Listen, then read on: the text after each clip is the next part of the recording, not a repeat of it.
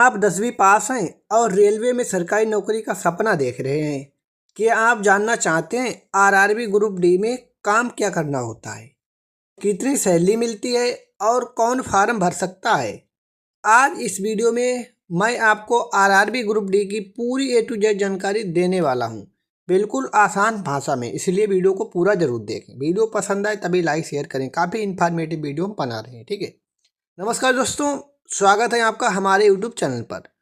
अगर आप रेलवे की तैयारी कर रहे हैं या 10वीं के बाद सरकारी नौकरी करना चाहते हैं तो यह वीडियो आपके लिए बहुत ज़रूरी है। वीडियो को पूरा जरूर देखिएगा क्योंकि अंत में मैं आपको तैयारी की सही स्ट्रेटेजी बताऊंगा। आरआरबी ग्रुप डी क्या होता है? सबसे पहला सवाल यही होता है। आरआरबी का पूरा नाम है रेलवे रिक्वायरमेंट बोर्ड। इसे शॉर्ट में बोल सकते हैं आरआरबी बोला जाता है, ठीक है। यह भारतीय रेलवे में ग्रुप डी लेवल की भर्तियां निकालता है। ग्रुप डी का मतलब होता है रेलवे के सबसे बेसिक टेक्निकल और फील्ड पोस्ट।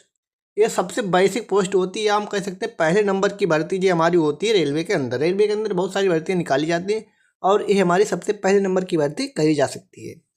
यह भर्ती भारत की सबसे बड़ी सरकारी भर्तियों में से एक मानी जाती है। आरआरबी ग्रुप डी में कौन कौन सी पोस्ट होती हैं? आरआरबी ग्रुप डी में मुख्य रूप से ये पोस्टें होती है जैसे कि ट्रैक मेंटेनर, पटरी की देखभाल। जैसे कि पटरियाँ कहीं पे टूट तो नहीं गई, कहीं पे कोई दिक्कत परेशानी हुई तो पटरियों की देखभाल करना।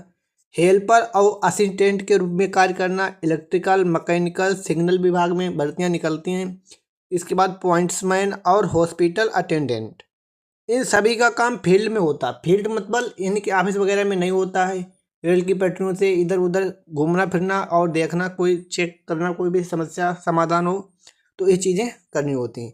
यानी ऑफिस जॉब कम है। कभी कभार आपको ऑफिस में भी काम मिल सकता है, ठीक। यानी कि आप सहायक के रूप में आप कार्य करेंगे, जो भी देखभाल का काम होता है वो आपको करना होगा। ग्राउंड लेवल का काम इसमें होता है, जमीनी स्तर का। क्वालिफिकेशन क्या चाहिए, यानी कि इसमें भर्ती के लिए आपको कितना पढ़ा लिखा होना चाहिए?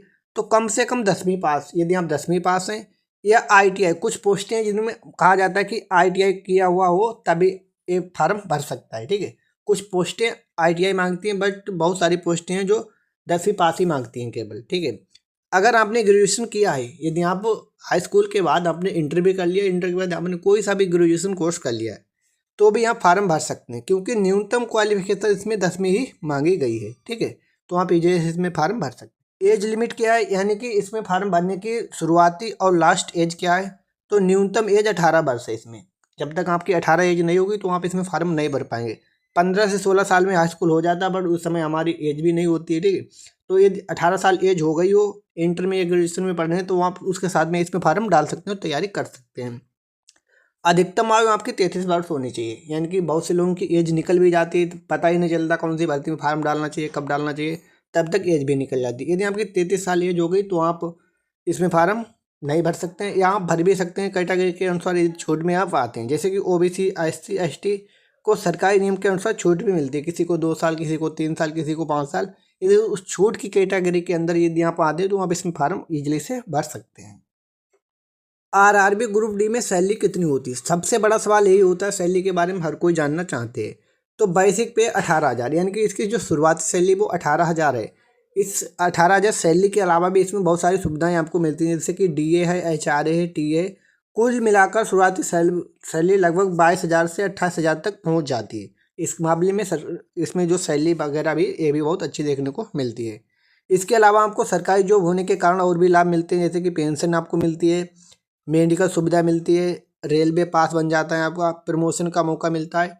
यानी कि इसके अलावा, यानी कि सैलरी के अलावा भी आपको बहुत सारे इसमें लाभ मिल जाते हैं। इसलिए ये नौकरी बहुत ही बढ़िया मानी जाती है, क्योंकि 10वीं लेवल की एजुकेशन मांगी जाती है, उस हिसाब से बहुत बढ़िया गवर्नमेंट जॉब जी मानी जाती है, ठीक है। एग्जाम पैटर्न क्या होता है इसमें, ठीक है।